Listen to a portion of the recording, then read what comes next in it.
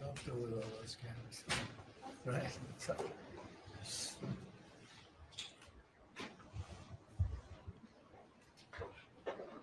we have a little more room over here. If you want.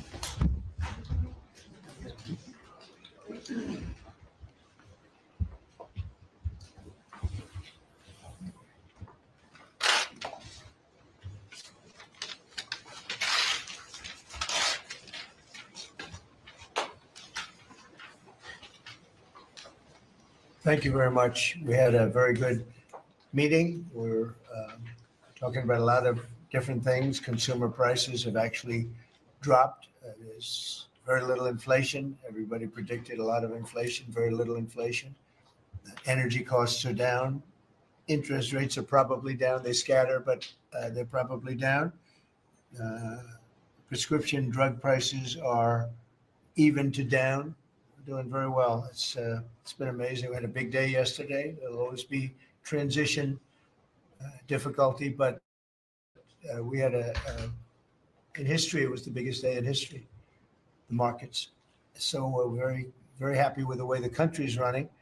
We're trying to get the world to treat us fairly. This is something that should have been done 25 years ago, and it wasn't. Should have been done 40 years ago, and it wasn't. But no president was willing to take it on, but you had to. It's not sustainable. It wasn't sustainable. And as you know, without a lot of money being added, which is a lot of money that we could add, the country is making approximately $2 billion a day.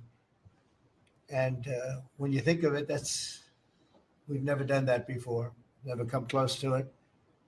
And the number is probably $3.5 billion a day. And that makes us a very strong country. But we have Scott here and Howard and some of the people that are working on deals. And the biggest problem they have is they don't have enough time in the day. Everybody wants to come and make a deal. And we're working with a lot of different countries.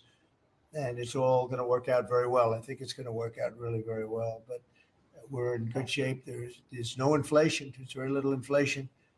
And I went 4 years without inflation, and I tariffed. I took in hundreds of billions of dollars from China and others, taxes in China. But we took in hundreds of billions of dollars a year from China, and we had no inflation, essentially. So we think we're in very good shape. We think we're doing very well. Again, there'll be a transition cost and transition problems, but in the end, it's going to be a beautiful thing. We're doing, again, what we should have done many years ago. We let it get out of control, and we allowed some countries to get very big and very rich at our expense, and can't let that happen. It's not a sustainable formula. So I wanted to just thank everybody at the table, and maybe I'll go around and ask some of you a little short couple of answers. Pete just got back from Panama, and he's been all over the place. And you want to give us a little report on that and whatever else you might have to say. Everyone at this table is doing an incredible job, by the way, I have to say, incredible. And the relationships it's like they're friends. They're really, the relationships are very strong, really good, really strong. And these meetings are very good. And I think, I don't believe there's any other president that allowed the press to come into a meeting such as this. These are very sacred meetings. These are very private meetings, but we have nothing to hide. And I think it's good. I think it's a good, we want to be, a word you like to use, Jeff, is transparent. So we want to be transparent, and we'll do that by starting with Pete. Go ahead, Pete. Yes, Mr. President, we just got back from Panama last night. We were at the Panama Canal with their Southcom commander ships, F-18s, troops, and signed a couple of historic deals. One, which is with the Panama Canal Authority, a framework for U.S. vessels, first and free through the Panama Canal. Right. And then also a memorandum of understanding with their security minister for the presence of U.S. troops. Fort Sherman is an old U.S. base there, as well as their naval station and air station, jointly with Panama, to secure the Panama Canal from Chinese influence. That's something you said, we're taking back the canal. China's had too much influence Obama and others let them creep in, we, along with Panama, are pushing them out, sir. And so we had a very successful trip there. President Molino sends his regards, very complimentary of the U.S. as he's a great ally, and I think they want the communist Chinese out. And with our troops there partnering with their forces, we've got a chance to push them all the way out, sir. We've moved a lot of troops to Panama and filled up some areas that we used to have, and we didn't have any longer, but we have them now. And I think it's in very good control, right? Yes, sir. Okay, thank you, Peter. Very good. Howard? So, so we've have so many countries to talk to. It is, it's incredible. I think Scott and I, I'm not sure we could ever have enough time in the day to talk to all these countries because they want to talk and they want to talk now. And they have come with offers that they never, ever, ever would have come with, but for the moves that the president has made, demanding that people treat the United States with respect. We're getting the respect we deserve now, and I think you're going to see historic deals one after the other. And then I'm very excited that within a week and a half, we're going to start with the gold card, and the Trump card is coming out, and we're very excited about that, and that's coming soon. So very excited. Thank you very much. Good job. Linda? Well, on a couple of fronts, we have been addressing the issue of anti-Semitism on campuses. There's been some grant funding and contract funding that we've reviewed, and some canceled and some we've put on hold, waiting for that while we do an investigation. On the other side of what my responsibilities are and having education go back to the states, we're meeting and talking with governors. I was with this week all 50 commissioners of education around the country, and because we also want to provide them with tools and best practices as education does move back to the states. Making great progress, great response from the states, and very positive. And what about colleges? You're holding back $400 million from Columbia, From Columbia. $8 billion from Harvard. Can you imagine the money we pay Harvard? They have a $60 billion fund, and we're giving them $8 billion, and we're trying to figure that out. And then they hire de Blasio, the worst mayor in the history of New York, and they hire the woman from Chicago who was a disaster, total disaster, and they pay them massive salaries, and they're supposed to be teaching you government. That's not Harvard. That's not Harvard the way it used to be. So do you have anything to say about that? The dollars you're holding back from quite a few universities that were not behaving. Yeah, and the other, there's some Princeton, Cornell, others that are coming in, and actually getting calls now from the presidents of the universities who really do want to come in and sit down and have discussions. And so we're investigating them, but in the meantime, we're holding back the grant and the fund money. Okay. Great job. Thank you. Very thankful for the House voting for the president's budget resolution along with the Senate bill. Made a ton of progress this week in working with members to ensure that a desire for flexibility in the Senate was not misconstrued as a desire not to slow and do spending reforms. And so we're very thankful for that. And now we can get after writing that bill, getting the president as big a package of his agenda to his desk. So very good week. Good. We just got the House vote, and now we're well on our way to getting, as we call it, the great big beautiful bill. It's a beauty. There's never been a bill like this one. We're trying to get it all into one beautiful bill. It's tax cuts, regulation cuts, and many other things. The border, a lot of money for the border. Where you're doing a fantastic job. So, but we just got a report that we, as you know, you knew before us. Were you surprised we got the vote? Got the vote, and we're happy to get the vote. So I think we're going to be in very good shape. Okay, please. Mr. President, last year, the Chinese received 1,700 orders for new ships. American shipyards received 5. Under your leadership, like so many other industries, we are going to revitalize and make shipbuilding and maritime great again. These blue-collar jobs, these are the cranes, the ports, opportunity zones, and drive that investment back in. And we have, under that executive order, and also one to streamline foreign military sales for people that want to buy our equipment, and of course, acquisition reform all just this week under your leadership, Mr. President. So we're going to be rebuilding our shipbuilding business. We may order, would have to go to Congress for this, but we may buy some ships from other countries that we're close to and that do great jobs with ships, but we're going to start the process of rebuilding. We don't really essentially build ships anymore, which is ridiculous. It's going to be a very big business for us in the not too distant future. But in the meantime, we have countries that do very well at building ships, and we'll be dealing with those countries, and we may be ordering top of the line ships from those countries. And within a fairly short period of time, we'll be building our own ships. So we'll probably have to go to Congress for that, but we're not going to have a problem.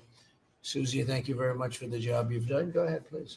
I just wanted to make sure you know that this cabinet, I think, pretty uniquely collaborates and cooperates and works together to accomplish all that you've asked them to do, and I think they deserve a lot of credit for that. Sure.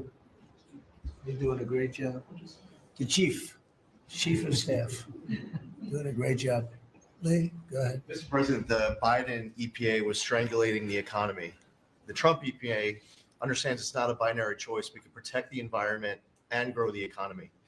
Working with Doge and Elon Musk, we've now canceled $22 billion worth of grants. And we have launched what is the largest deregulatory action in the history of the country, just in one agency. That's how much of a mess the Biden EPA left us. It is going to end up reducing the cost of living. It's going to create jobs. It's going to make it easier to purchase a car. It will be easier to heat your home. We're proud of this effort. The effort that we have is fulfilling the mandate that you earned from the American public. Clean air, land, and water for all Americans, unleashing energy dominance, permitting reform, advancing cooperative federalism, making America the AI capital of the world, and bringing back American auto jobs. When you called me that day asking for me to take this position, I was honored. And you were very specific and clear in what you wanted us to accomplish. We understand our mission, and at the Trump EPA, we're going to make you proud. Great job. You're doing a great job. And you have a lot of applications for approvals for power plants, which are going to really power the regular plants.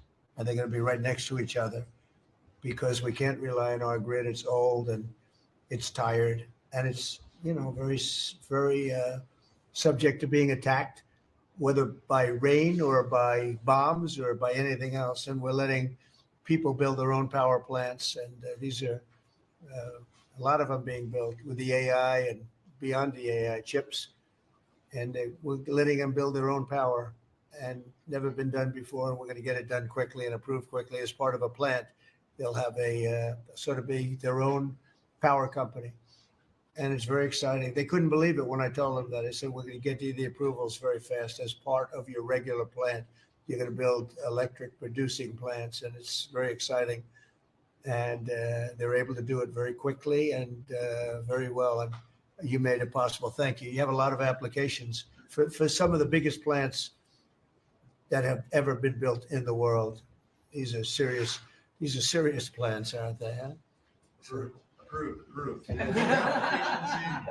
open for business. Working with Secretary Burgum, Secretary Wright, we are going to make you proud. Good. Sean? First off, Mr. President, it's Brooke's birthday today, so she keeps getting younger. So happy birthday to Brooke. Thank you. I want to thank you as well for the shipbuilding EO. Again, to build ships, you also need mariners to sail those ships. I was just up at Kings Point for the Merchant Marine Academy a couple days ago, and we have some of the greatest young men and women who are learning how to be mechanical engineers to rebuild and fix the engines on those ships, but also how to sail ships. I would tell you that over the past decades, this academy has become, it needs some love. It's been a little bit dilapidated.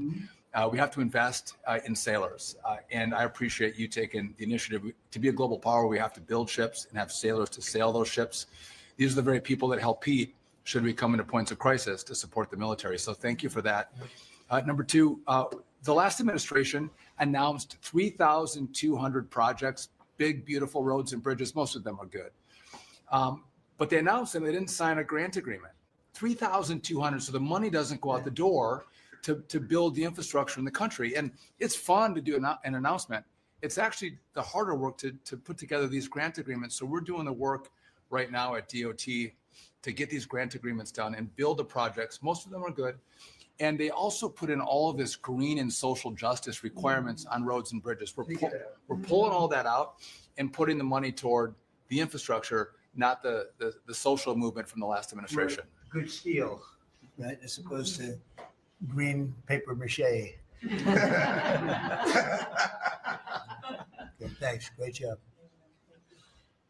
Sir, first, we are, I would say, more than friends. We've all become family. And I think that what you have assembled in your vision is a turning point, an inflection point in American history. And so just being a part of that is the greatest honor. So thank you for that. And again, just the relationships here and the honor and respect we have for each other is a reflection of you and your leadership. So I just wanted to say that first. The second thing I want to say is that on behalf of the farmers and ranchers, food security is national security. We have to be able to feed ourselves. And your idea of using tariffs along with deregulation and tax cuts, but your idea of using tariffs to ensure that we are putting forward and putting America first, no one understands that better than our farmers and our ranchers.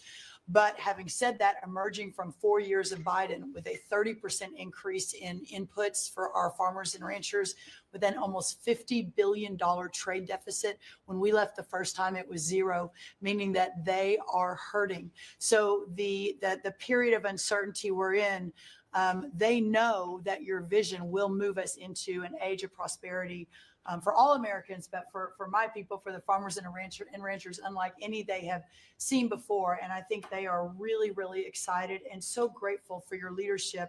But also, you have never failed to say that you have the backs of our farmers and our ranchers. It was the first phone call that I had after I was voted with the Senate. And that message just resonates with an almost 85% support of you in the last election. They're with you. Interestingly, the biggest budget driver at the United States Department of Agriculture is not farming and ranching or agriculture, it's food stamps. And so as we emerge and embark, Secretary Kennedy and I, on your vision of making America healthy again, a massive part of that is realigning and reworking our food stamp program so that it better serves those who need it. And yeah, to the point of getting the transgender, DEI, Green New Deal out of the USDA and realigning is really important. So Takes out of the thank you. military, right? Is it 100% out, would you say? 99.9, sir. I'm going to get that last point. Get the out. rest of it. But thank you, sir. We've got a much different military, I will tell you. Thanks very much. Good job. And eggs are down Eggs are big, down. right? Yes, Big. yes, sir. Wholesale prices. Retail will come. Easter is the Super Bowl for eggs. So, there may be a little fluctuation, but no, we feel really good about it. Thank you. That's what I hear. Thank you. Thank you. Good. I'd echo what Howard said on the trade queue, that we've got over 75 countries that want to come in. So it'll be Treasury, Commerce, Jameson at USTR, and we're putting a process in place. And as you said, you're going to be part of the negotiations too, because I've had these countries call me up and Secretary Bessent, we're happy you're going to be negotiating. Well, President Trump's going to be involved too. Every So detail. bring your best deal on the budget. It's moving quickly in the House and the Senate, thanks to your leadership. We're also going to have debt ceiling in there. So we're going to get an increase in the debt ceiling. And that will be the done and dusted for Part of the bill that we just got to vote on today. So part of the bill. It'll be done and dusted for 2 years. We won't have to worry about that. And then I gave a speech yesterday to 1,400 small and community bankers, and they were so happy to hear from your administration.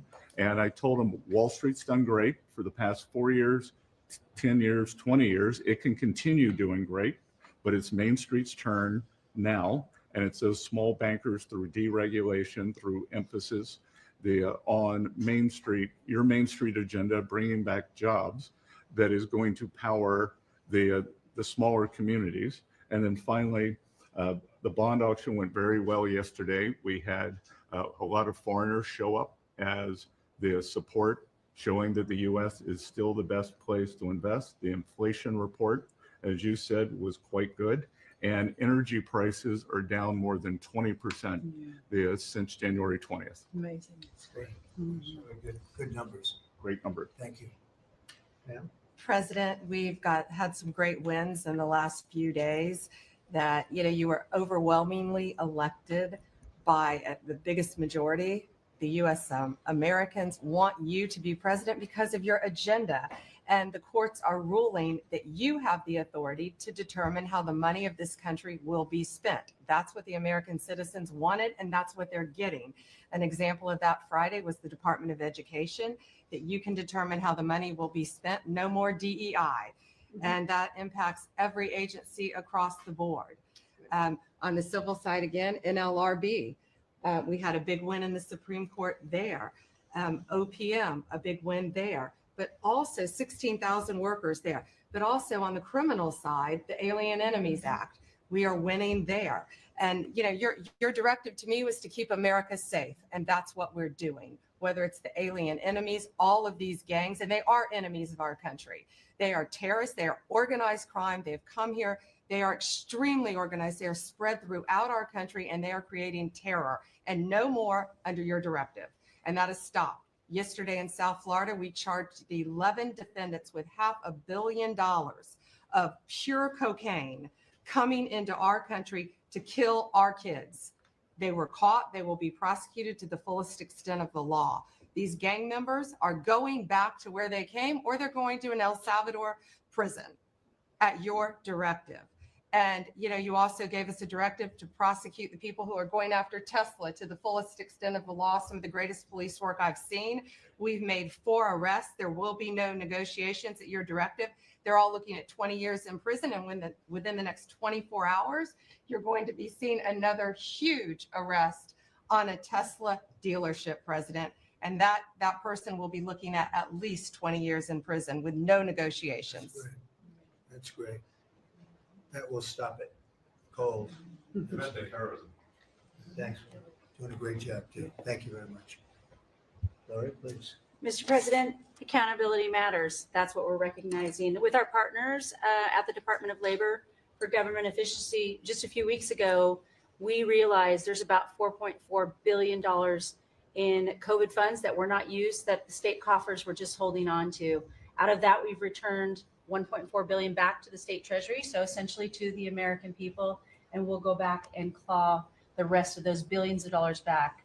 And on the heels of that, late last night, we're understanding unemployment insurance fraud. That trust needs to be whole for the American people. When we need it for who deserves it. That's not what we're seeing in the numbers that we saw last night, again, exposed by our partners at DOJ at the Department of Labor. Since 2020, over $400 million of payments have gone out already.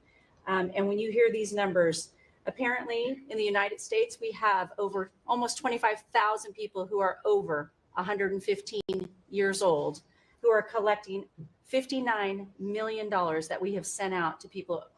Talk about fraudulent behavior. Mr. President, 28,000 people between 1 and 5 years old have collected fraudulent payments at the tune of $254 million has gone out. And lastly, 10,000 people who have not been born yet, 15 years into the future, $69 million, and they haven't even been born yet. In one case, they will be born 129 years from now.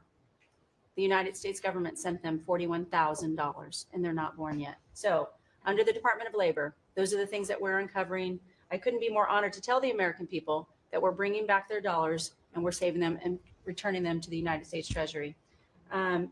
Also, jobs numbers. Last Friday, 228,000 new jobs were reported. That is good for the American people. That is my primary job, is to grow that workforce under your leadership. So we've kicked off the America at Work tour, and we'll be visiting all 50 states. And I'll be working with my colleagues here to do just that. So thank you, Mr. President.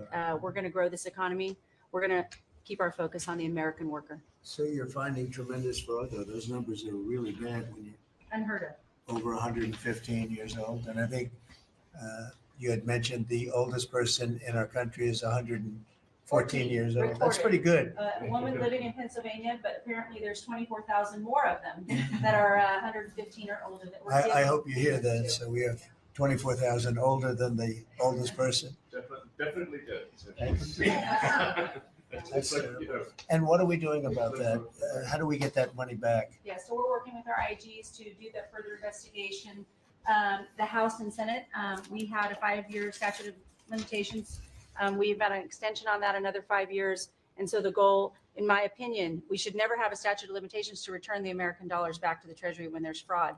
But at this point, we will continue to work hard and double down and return those dollars to the Treasury. Great. Thank you. Thank you. Great job. Misty? Oh, Mr. President, thank you for your leadership at the border. For the second month in a row, you have broken the record in the history of the nation for the lowest number of encounters at the border, which is absolutely remarkable. You have said that America's laws matter and that they'll be enforced, and we're hard at work now to get people to go back home that are here illegally. So the Alien Registration Act has been in place long enough now that those individuals that are here illegally, if they haven't registered, then they can be charged criminally and they can face fines up to $1,000 a day and face deportation if they don't go home, and they'll never get the chance to come back to America. So we're encouraging people to use the CBP Home app to register, and we're working on the resources and funding to buy them a plane ticket to send them home. I went to El Salvador, Colombia, and Mexico, and those countries and others are thinking about setting up programs to support these individuals when they get back to their countries. So when they get there, they'll have housing and food assistance. And so making sure that these folks have the opportunity to go home so that they can get the chance to come back to America is important. And So it's a very big self-deport operation that we're starting. thousands of people have already Yeah. self-deported.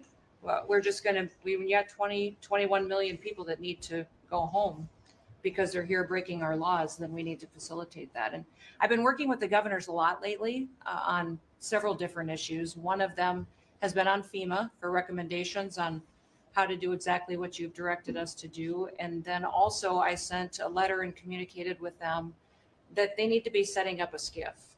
Some of our governors don't have secure facilities to have national security issues. I think one of the jobs Homeland Security has is to give communication down to states, to local cities and communities. And so recommending they get a SCIF, they have secure comms with them at all times or nearby so that they can have national security conversations, and then to have somebody in their office designated that is their communications person. A lot of them have emergency management officers, but they don't necessarily have somebody designated when it comes to a national security issue that we may need to communicate with them on. And I think American people need to know that Real ID will be required to travel on May 7th. So those governors have been notified to communicate that at home. We don't want anybody to get delayed and not be able to travel when they get to an airport. And this will also help us bring integrity back to all of our IDs and how they're used for issuing driver's licenses. And governors know how I feel about making sure their driver's licensing system has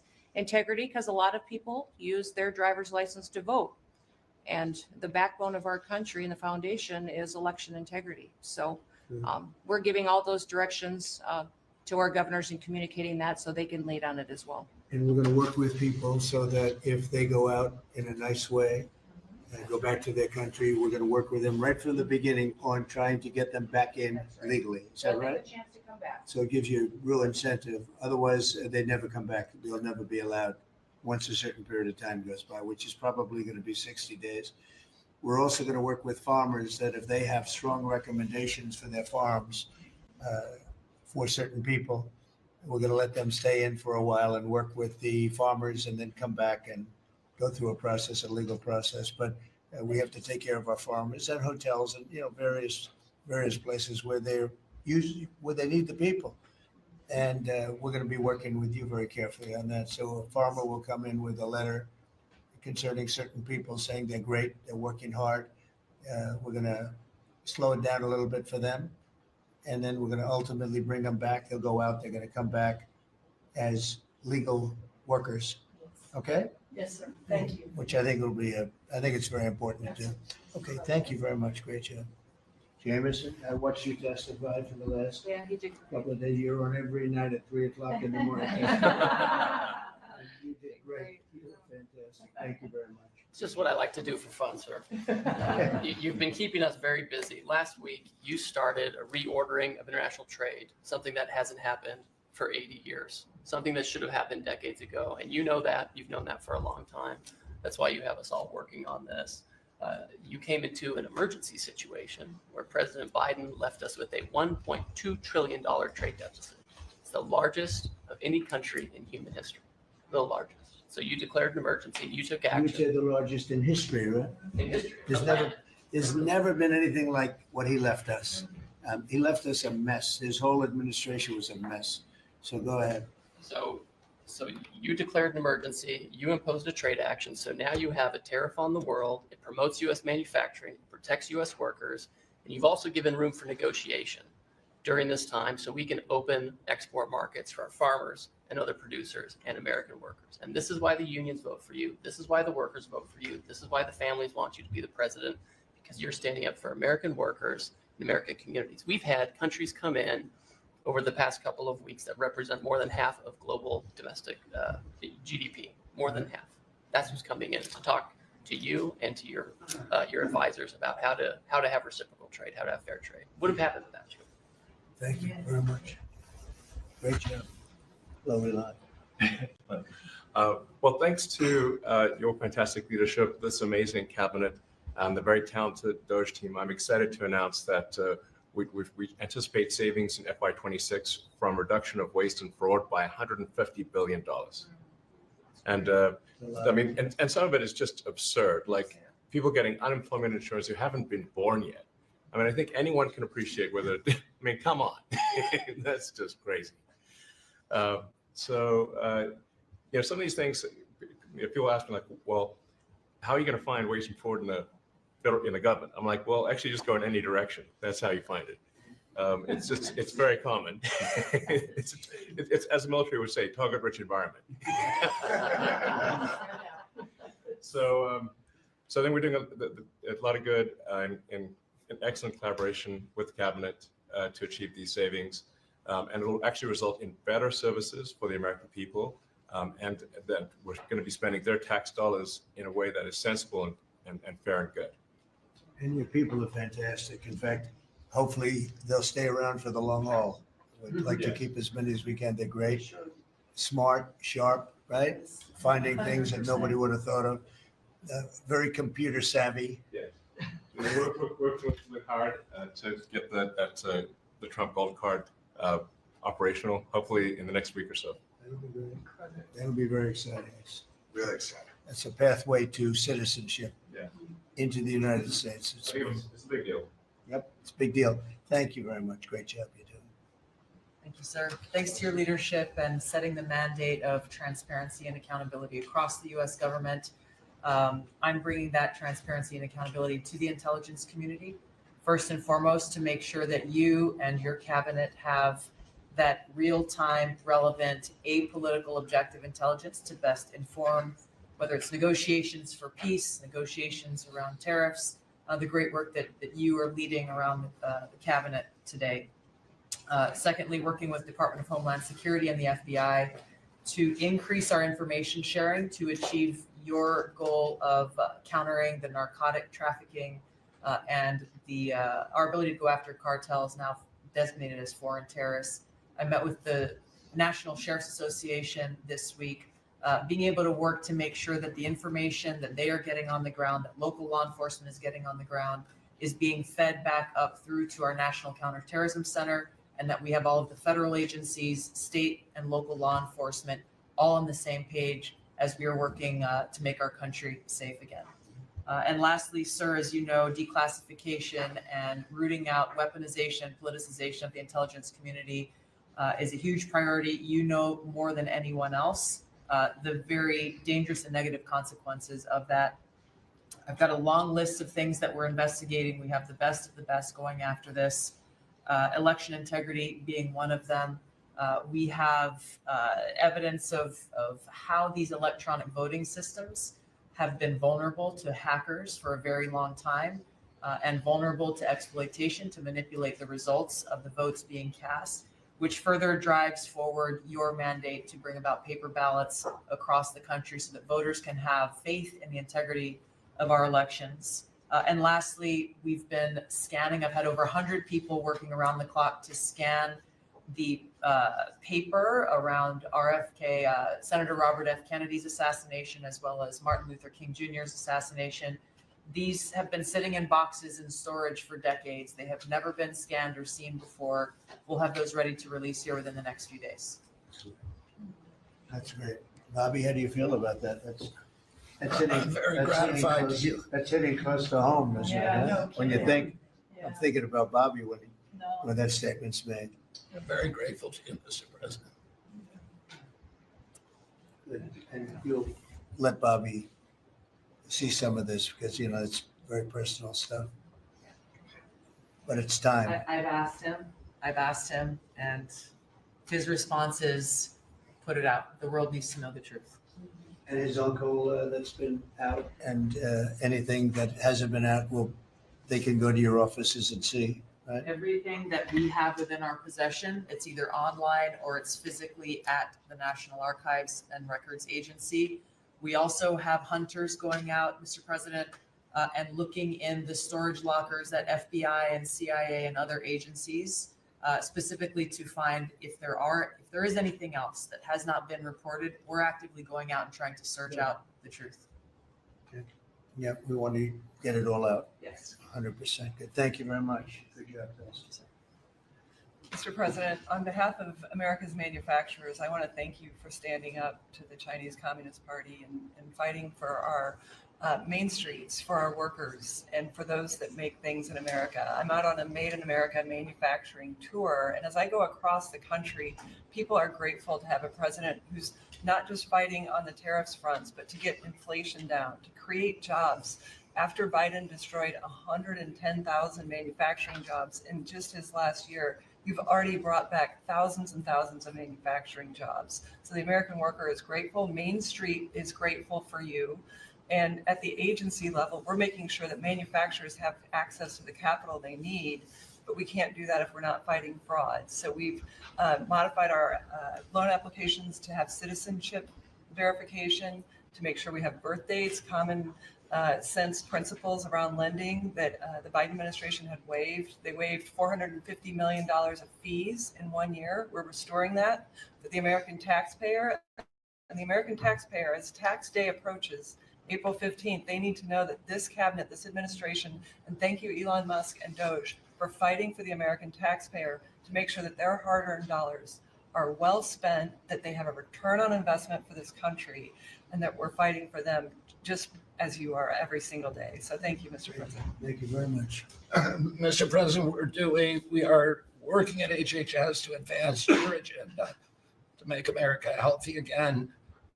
I'm working with Lee Zeldin to reassess the fluoride rules based upon the August release by the National Toxicity Program of new science that shows a direct inverse correlation between exposure to fluoride and IQ loss, particularly in children.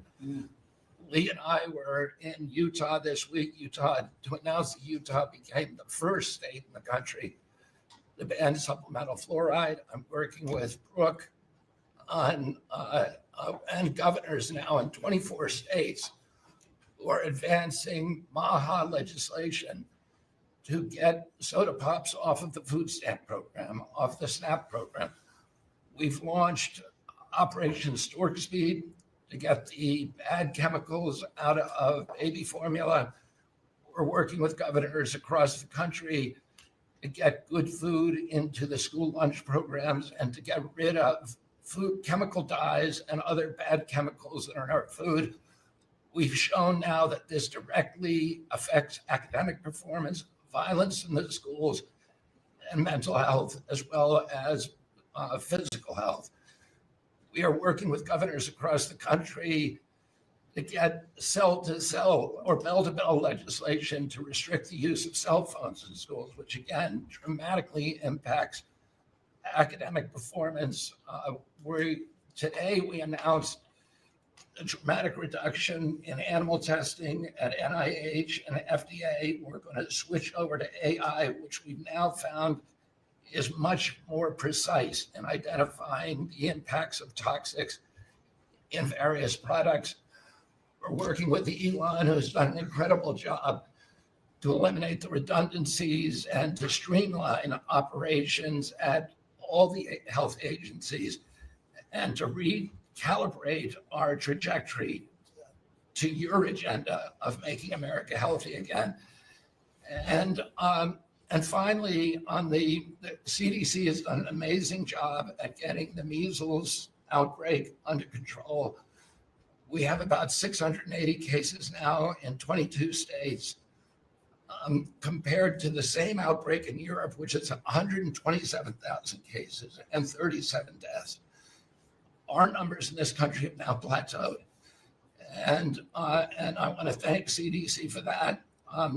And we're trying to refocus the press. We've had 3 measles deaths in this country over 20 years. And we're trying to refocus the press to get them to pay attention to the chronic disease epidemic as you've asked us to. We have now 38% of American youth are pre-diabetic. This was unknown 30 years ago. Every child that becomes diabetic, there should be a headline about them. We have 100 million adults who are pre-diabetic or diabetic. And we have, we have now the autism rates have gone from now most recent numbers we think are going to be about 1 in 31, 1 in 12. So they're going up again from 1 in 10,000 when I was a kid. And we are going at your direction. We are going to know by September. We've launched a massive testing and research effort that's going to involve hundreds of scientists from around the world. By September, we will know what has caused the autism epidemic, and we'll be able to eliminate those exposures. So big. Think of that. So it was 1 in 10,000 children had autism, and now it's 1 in 31. Not 31,000, 31. That is it. That's a horrible statistic, isn't it?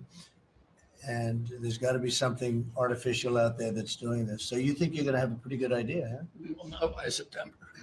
There will be no bigger news conference than that. So that's it. If you can come up with that answer where you stop taking something, you stop eating something, or maybe it's a shot, but something's causing it. It can't be from 10,000 to, can you imagine that, Marco? That's a big number. Thank you very much. You're doing great. Thank you, Bobby. Please. Well, Mr. President, one of your primary administration goals is to make sure that we unleash American energy. And of course, the strategy behind that is when we do that, it helps make it more affordable for all Americans. Energy isn't just industry. It is the foundation of every other industry, whether it's food, manufacturing, clothing, transportation.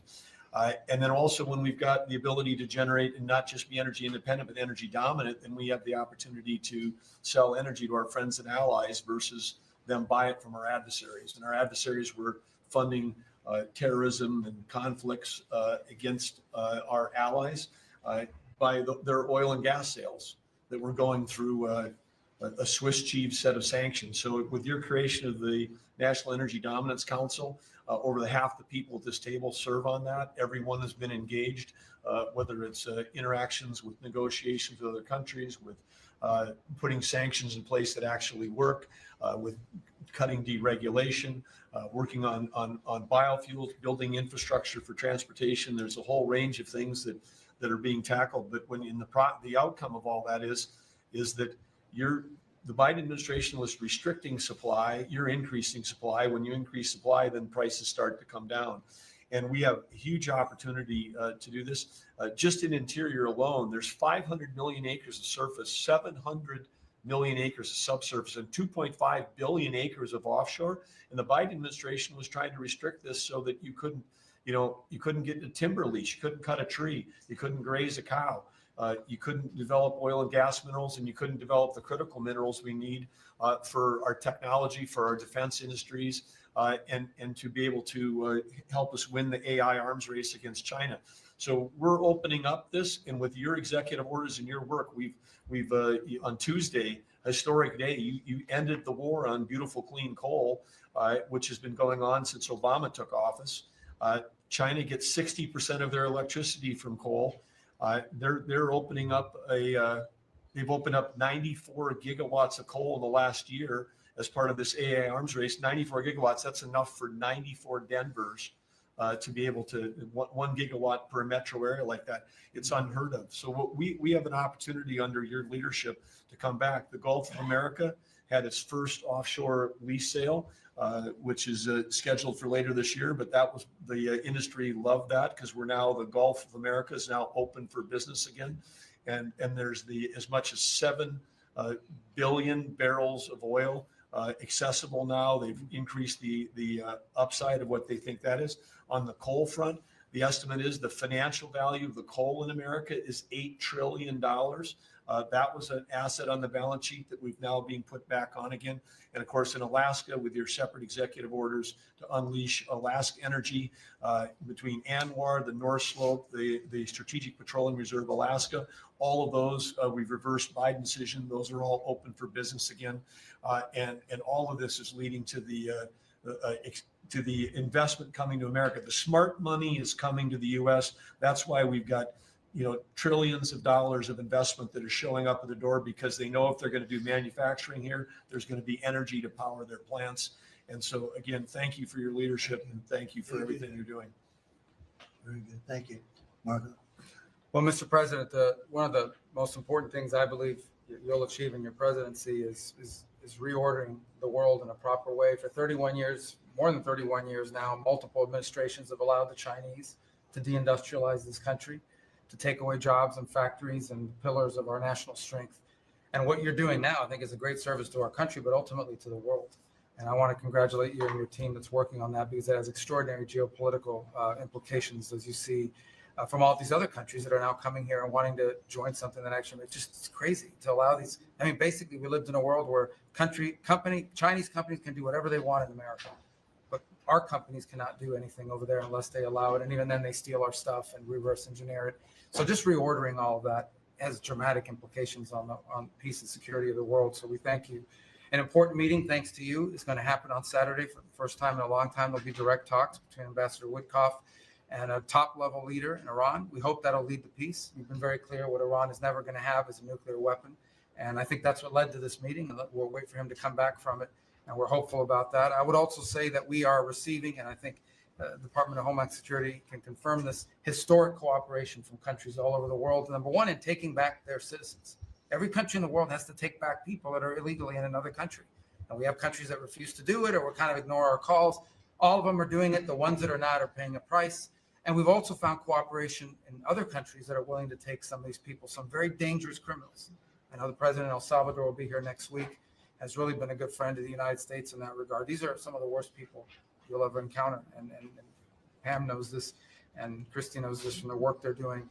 And one last point I want to make, Mr. President, and again, it's under your leadership, it's actually under your executive order. If you come to this country as a student, we expect you to go to class and study and get a degree. If you come here to vandalize a library, take over a campus and do all kinds of crazy things, we're going to get rid of these people and we're going to continue to do it. So when we identify lunatics like these, we take away their student visa. No one's entitled to a student visa. The press covers student visas like there's some sort of birthright. No, a student visa is like me inviting you into my home. If you come into my home and put all kinds of crap on my couch, I'm going to kick you out of my house. And so, that's what we're doing with our country, thanks to the president. And last but not least, very important development this week, but both Pam and I are very excited. The finest higher education institution in the United States, University of Florida, is also now a national champion in basketball. And we hope you'll host them here soon, Mr. President. Go Gators. They're coming. Good for the SEC. They're coming, guys. Well, thank you very much. You're really doing a great job. We appreciate it. Any question? Mr. President, can you give us a reaction to today's stock market drop and also give us a sense of the next steps with China? Well, I haven't seen it because I've been here for 2.5 hours, so I'll be seeing it. I think Scott went out. Scott, you want to have a statement on that? Sure. Look, The up 2, down 1 is not a bad ratio, or up 10, down 5. And I think as we have talked about, as we go through the queue and settle with these countries who are going to bring us their best offers, we will end up in a place of great certainty over the next 90 days on tariffs. But we had very good inflation numbers today.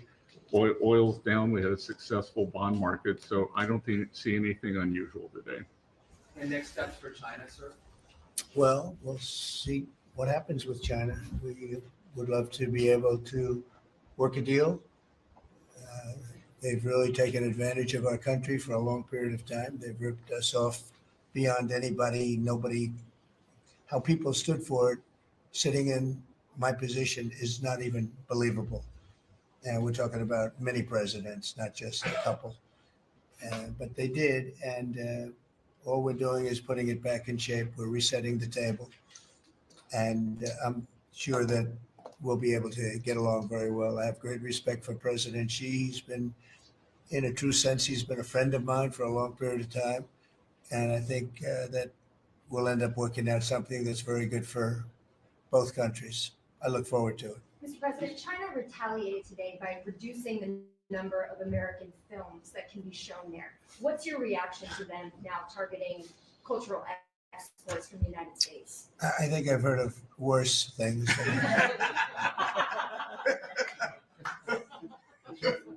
Yes. And also on China, the Ukrainians say they have evidence that Chinese soldiers have been found fighting for the Russians in Ukraine.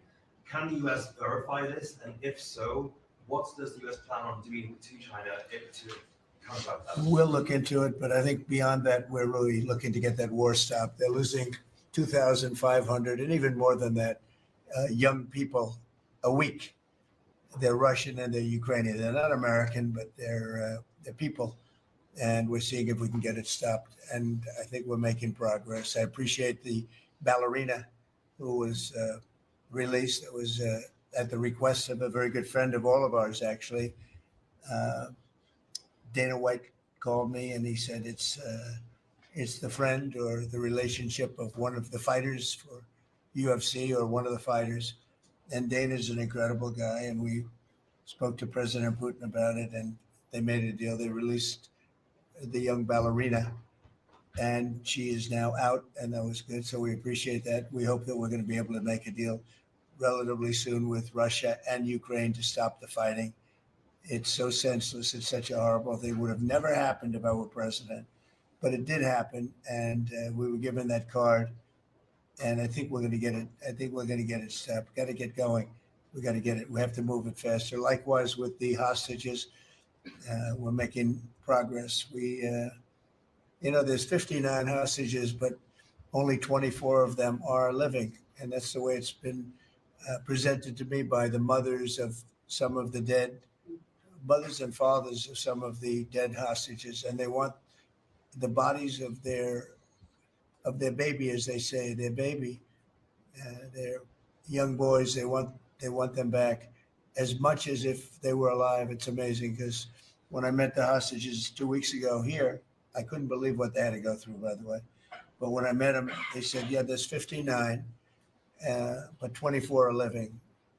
And they actually consider, I guess if you're a parent, you do consider it this way, that the remainder who are dead, the 24 that are alive, the remainder that are dead, they want them back just as much as they would want them back if they were alive. It's really pretty amazing and pretty sad.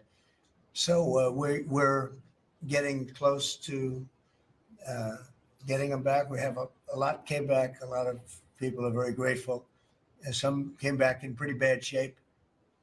Some came back, they're okay. I think they're going to be scarred mentally for a long time, because if you sit down and talk to them, as I have, what they went through is incredible. But we're making progress. We're dealing with Israel. We're dealing with Hamas. And it's a nasty grip. Mr.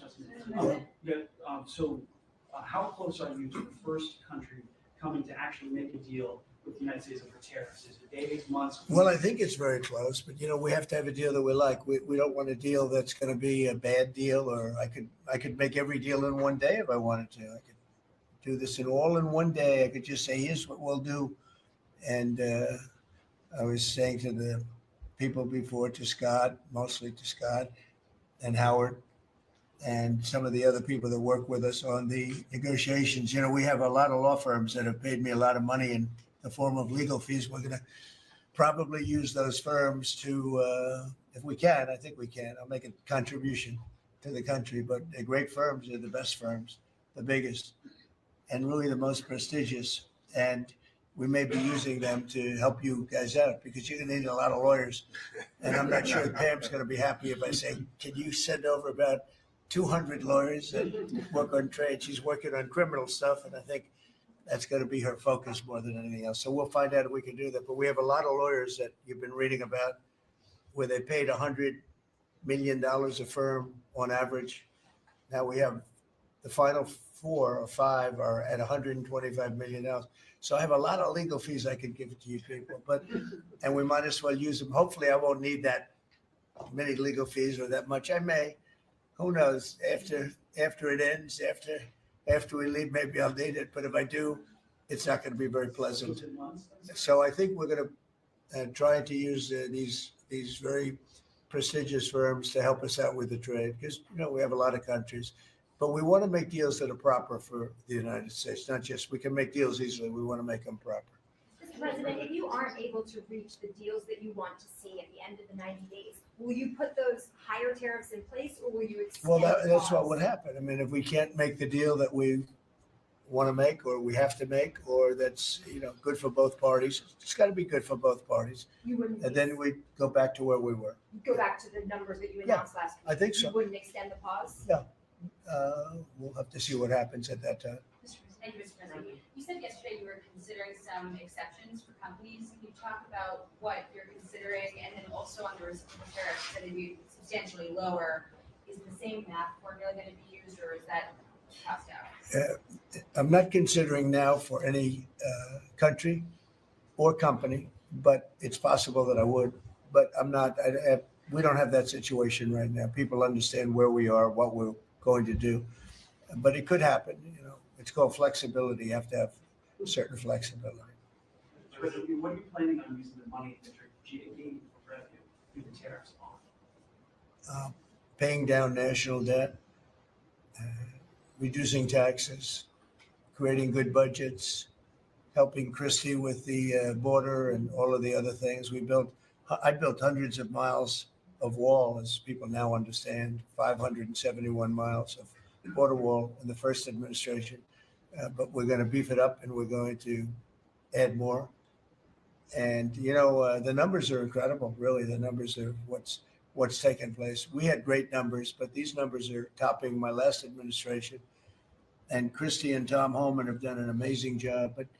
But you know, it's an expensive process. This weekend, where they used to have hundreds of thousands of people standing there pouring through the border in Tijuana, Mexico, this weekend they had nobody. You had a man sweeping this massive piece of concrete, which is, you know, the area where there's massive.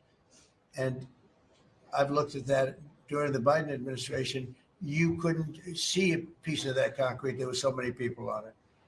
You couldn't, if you had helicopter shots, you couldn't see concrete. Now, this weekend, you had nobody there but a man with a broom sweeping it and cleaning it up. Pretty amazing. It's really an amazing job. But it will be used for that. It'll be used for a lot of things. It'll be used by the Department of Justice for doing a great job. Pam is doing a fantastic job. So it's going to be used for a lot of different things. Mr. President, and the 10% tariff, is that a basement? Is that the It's a baseline. Can countries negotiate that to bring that It depends down? on what they're adding. You know, some countries we have massive deficits with, or they have big surpluses with us. And others, it's not that way. So it depends. That's why it's really they're all different. Every country is different. Some have certain advantages that others don't have, and certain things. We have China has a surplus of $1 trillion. I mean, the numbers are crazy.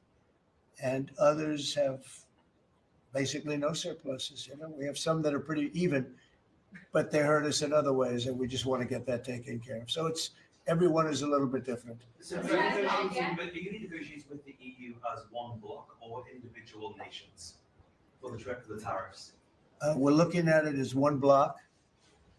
They've been very tough, but they were very smart. They were ready to announce retaliation. And then they heard about what we did with respect to China and others, but China. And they said, we're going to hold back a little bit. They decided to hold back. I thought they were very smart. Look, the EU is very smart, but they really have taken advantage of the United States. They were formed for the purpose of taking advantage of the United States. And I don't blame them, and I don't blame China. I don't blame anybody. I blame the people that were sitting at that desk in that other beautiful Oval Office for allowing it to happen. Many presidents I blame. They should have never allowed it to happen. And I'm doing something that a lot of them wouldn't want to do. But I'm here, I do those things, and we're going to make this country great again. We were taken advantage of by almost everybody. I sat back in the last administration. I would actually read them. I don't have to read them now. I know them so well. I would read some of these documents that were signed, deals, and I said, who would do a deal like this? Who would do it? You've seen it, Elon. Yeah. I'd look at deals where it's so one-sided. Even we have a deal with Japan, and we get along great with Japan, and we had the prime minister here. He was fantastic. As you know, Abe was great. Shinzo was great. He was a good friend of mine, unfortunately no longer with us. But we defend them, but they don't have to defend us. I said, that doesn't sound too good. But we have a deal, where a defense deal. We pay hundreds of billions of dollars to defend them. But if for any reason, in other words, we pay all the money. They don't pay anything. But if we're ever attacked, they don't have to do a thing to protect us. I said, oh, that sounds like a wonderful deal. So that's just one out of thousands. And I just wonder who did this. And it's people that either hate our country or didn't care, an expression that you use. I think it's really a lot of them didn't care. It's just hard to believe how bad they are. Now that's a little bit of a defensive deal, but I'm talking about trade deals, the same thing. They're so bad, you would say, how come? And even when I'd renegotiate, like I'd go to a country, they'd give me everything I asked for. I said, why didn't somebody ask for it like originally? They give me everything. I think when they were negotiating, they didn't care, or they didn't ask, or they were shy, or they were very stupid, or they hate our country. Yeah, go ahead, Jeff. You were speaking about Japan. Can you clarify what your vision is for U.S. Steel? You referenced it yesterday. Yeah. There's some questions about what you actually want to Sure. see out of Look, that. U.S. Steel is going to do very well now because of tariffs. And I don't know why they even need a deal. But the only thing is U.S. Steel, if you go back 80 or 90 years, that was a behemoth in this. That was our biggest, most, if we were around, we would have been very proud of it. Today we have different types of companies that are big. Google, it's not the same as U.S. Steel. And I love Google, and I got to like the people that run it. Very capable people. They didn't like me so much in the first administration, but they like me a lot now. I don't know what happened, but I like them. But, I think they would be the first to admit, when I envisioned, you look at some of those steel factories from 90 years ago, we were it was a different kind of a country, but they were miles long. Today you see just empty hulks. Those hulks are going to be filled up very soon because of what I'm doing with tariffs. It was a different kind of a thing. But if I didn't do that in the first term, my first term, if I didn't put tariffs on, we would have, because China and others were dumping steel, billions of dollars of steel. Our steel companies were all closing. Every fact, we wouldn't have one steel plant open. And now we have a steel industry that's doing very well, but soon it's going to be thriving, really thriving. And those factories are going to be filled up, but more importantly, they're going to build brand new ones. Nucor and so many other companies call me, Nucor being a big steel company. They're building massive new steel plants, and it's great. And likewise, car companies. We have many, many car companies. Three of them, I'm not looking to hurt Mexico, and I like Mexico. And by the way, I think the new president is a terrific person, a fantastic woman. We've had many conversations. She's a very elegant, just a fantastic person. And she's been very nice, very, very nice. But I'm not looking to hurt them, but we have 3 car plants that were under construction in Mexico. They stopped constructing, and now they're going to build in the United States because of tariffs. See, we should have never let this happen, because whoever it was that was president at the time, we lost 90,000 plants and factories since NAFTA. 90,000. It's not believable. How about that, Laura? You know, you're in that sort of world of factories We're gonna and build back plants. manufacturing, construction jobs, and bring those workers back. That's right, we're going to bring them all back. But think of it, from that period of time, which isn't so long ago, we lost. I said the other day, if you had a map on a big wall like this, and if you had pins, 90,000, I don't know if you'd have enough. I don't think you'd have enough room on the map to put the pins. 90,000 factories that we've lost since NAFTA. And it's not even, and about 6 million jobs, really, I think probably a lot more than that, but they say 6 million jobs. We're going to bring many of that back. I think we're going to bring more than all of it back. We're going to be better and stronger than ever before. But if a president, when they were leaving, said, look, you can leave, but if you're going to build a factory someplace else, and you think you're going to come and sell your steel or your car or any product that you make, your pharmaceuticals, which we're going to do, we're going to get them all back. But if you think you're going to just, all they had to do is say this, and they wouldn't have left. You know, I said it the other day. I said it with respect to, I made a speech a year ago, and I told them, if I win, we're going to charge a big, big tariff at the border. And people were thinking about building in Mexico a car plant. And I said, we're going to have a big tariff. So if you want to build a car, you're going to have to pay 25% more than the cost of that car. You're going to have to pay 25% tariff at the border. They would have never left. They could have kept everybody. If a president said, if you leave this country, you leave Michigan, you leave Detroit, you leave anybody, any of our states, because to me, they're all the same. I love them all.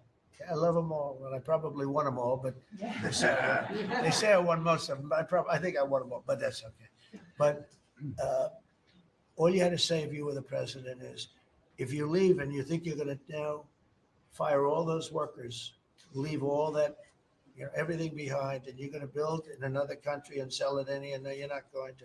You're going to pay 50% or 100% tariff. They would have never left. And all you had to say, Marco, all you had to say very simply is, you don't have to write it down. All you have to do is say it verbally. If you leave, you're going to pay 100% tariff. Therefore, don't leave. They would have never left.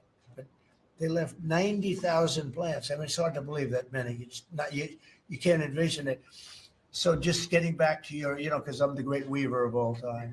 To weave, you have to be a genius. To go on tangents, anybody can do that. But we'll get back to your original U.S. Steel. U.S. Steel is a big name in this country. It's Babe Ruth is a big name. We have a lot of big names, but not too many. U.S. Steel is one of the great names in the history of our country.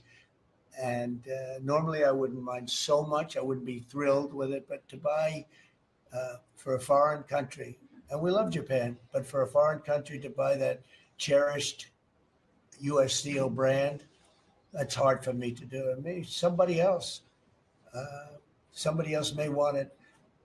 The company Nippon that's involved with it is a big, powerful company who do a good job.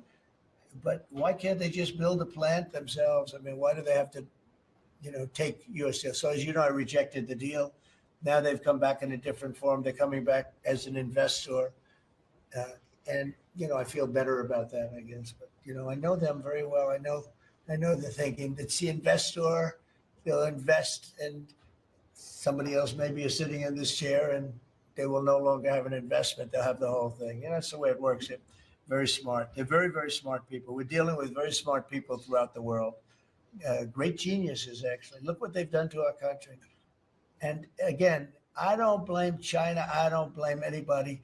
If I could have done it, if I were in that position, I'd have great respect. I have great respect for the people. They ripped off the United States, and All we had to do, have a president that knew what the hell was going on, and none of those countries would have left.